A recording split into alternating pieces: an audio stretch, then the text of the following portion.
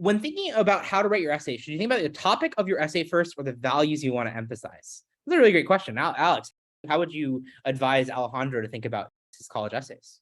Or their college essays? Yeah, I would think about really those values and who you are first, because I believe that if you brainstorm a lot of different aspects of yourself as an applicant, that's going to lead you to that really good topic. A lot of times, the topic of your essay isn't necessarily like just one simple thing. There are some really good essays that are written that are actually metaphors. Here at CollegeVine, we write tons of awesome blog content. We have one blog post called, I think it's called something like 19 examples of stellar common application essays. And one of those essays is about how an applicant basically does their best thinking and really like becomes their best person when they take a shower. And it used like this idea of a shower as this beautiful metaphor to explain like how they think and who they are. It just worked. It was a creative risk, but it worked, right? And that applicant probably came up with the idea for the essay by thinking indirectly with brainstorming. And when I work with clients, I'll walk them through a really kind of creative brainstorming process where we're just going to list like anything you're interested in. And I'm going to try and ask some specific questions that'll get you to think of stories which can really make for a good essay. So in short, yes, I recommend thinking about values first, as well as just life stories you have. Awesome. Yeah. No, I think that's great advice. I think that the thing that I often see folks struggle with is when you focus too much on the essay topic itself and you focus on the prompt specifically, you sometimes constrain your thinking, right? Whereas if you think about, hey, here's what I want to communicate, then you have the freedom to look at all the different prompts and all the different essays and say, okay, I can use this essay to do this, like to convey these things with this story and vice versa.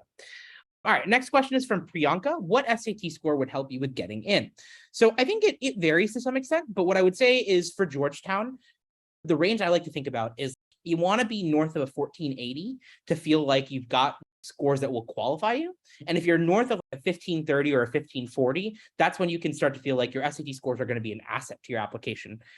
Below 1480, they're going to maybe completely hold you back. Between a 1480 and like a 1540, they may hold you back some. And then once you get above a 1540, you're in good shape. So that's the heuristic that I like to use.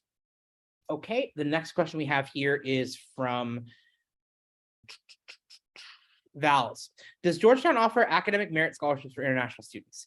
The answer, unfortunately, is no. I don't even think Georgetown really offers too many in the way of merit scholarships for domestic students.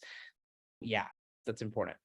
Okay, our next question, sorry, unfortunate, not important, but I guess both important and unfortunate, to be honest. Do you have a fair chance of getting into Georgetown, even if you are a first-generation college student? If not, how do you make yourself stand out during the essay process? All right, I could take that one. So I think that you have a great chance of getting into Georgetown if you are a first-generation student, because Georgetown's actually looking to boost the presence of first-generation students on their campus. I know that personally, like when I was talking with a variety of faculty at Georgetown, they would have stickers even in their offices that said they support first-generation students, or people who worked in the financial aid office specialized in helping first-generation students. And Georgetown has a variety of programs actually made just to help first-generation students. For example, there's the Georgetown Scholars Program, which helps other people too, but it basically helps groups of people who historically haven't really had as much access to college as other groups, because it wasn't really in their family. They didn't have a mentor to really guide them, like someone who is not a first-generation student. And there are other communities they help as well. So you definitely have improved odds of getting into Georgetown if you're a first-generation student. And being first-generation itself will help you stand out in the essay process. But I would say actually leading into being first-generation in some of the essays can make you stand out even more. Like, it's not just a checkbox for statistical information. Being first generation and talking about that background can actually lend itself even to writing some great essays. Next question is from Margaret. What are some of the biggest mistakes or missteps that students make in the process of applying to Georgetown, I assume? I guess I would say one of the biggest mistakes is just that a lot of students don't put enough weight into the essay, or they're not writing essays in quite the ways we've described. I've done essay review, and I've done consulting, and I've done some other projects with CollegeVine, like with the blog team, that showed me a lot of different examples of essays. And a common theme I saw among hundreds of applicants was that a lot of people write essays that focus too much on, let's say, one extracurricular activity, or they write essays that are just very general, vague, and you could even argue cliche. Also, a lot of people tend to talk about the same topics. During the COVID-19 pandemic, understandably, a lot of essays were about COVID. And as an individual, this is great, right? But what actually happened in practice is admissions officers were flooded with essays that were all about one topic. And that still happens today with certain topics.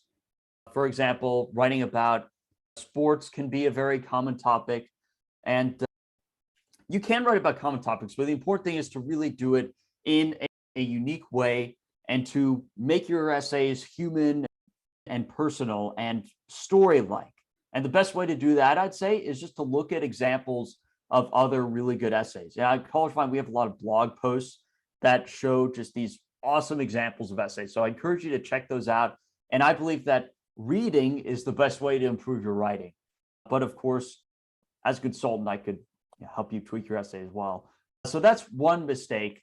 And that's probably the biggest one I've noticed. And Vinay, have you noticed any others? I would say that's the biggest one. I would also think about the notion of just not keeping in mind the context of who Georgetown is as an institution. It's a DC institution, so it really respects politics and really respects like government service. So if you're going to come in your essay and disrespect, that's going to maybe be held against you. Georgetown's admissions office tends to be progressive. So thinking about Georgetown's institutional values. At the same time, Georgetown's also a Jesuit institution, so you can't just sit there and demonize religion. So there's some dynamics like that that come into play that I think are also worth keeping in mind. All right. Next question is from Rushi. For essay number 2, would writing about work be a good idea? I've made amazing friendships and learned a lot about the world through work. Alex, any perspective there? Yeah, I think that it is a good idea. Colleges definitely do value paid work experience. If anything, it could be a pretty strong extracurricular. It shows you have responsibility, things like that. Again, I would just say that you'd really want to use work to demonstrate the values you've gained. Focusing on the friendships is a good idea, as long as you don't get so caught up in these people that it just becomes like describing a cast of characters. So I think this is a good idea. Highlighting multiple people can make for a strong essay too, because you could even have dialogue in this essay. Imagine you show how the friendships are amazing and have made you who you are today through some dialogues you've had. It doesn't have to be like an exact dialogue that happened, right? You can paraphrase what people were saying. A great introduction idea is even to start out with one line that your friend said, and then maybe you reflect on that in the next paragraph. So yeah, I think that it definitely can work. The important thing here is reflection. Again, someone wrote an amazing essay about taking a shower. And so it's really more about your reflections than the topic you choose. Yeah, absolutely.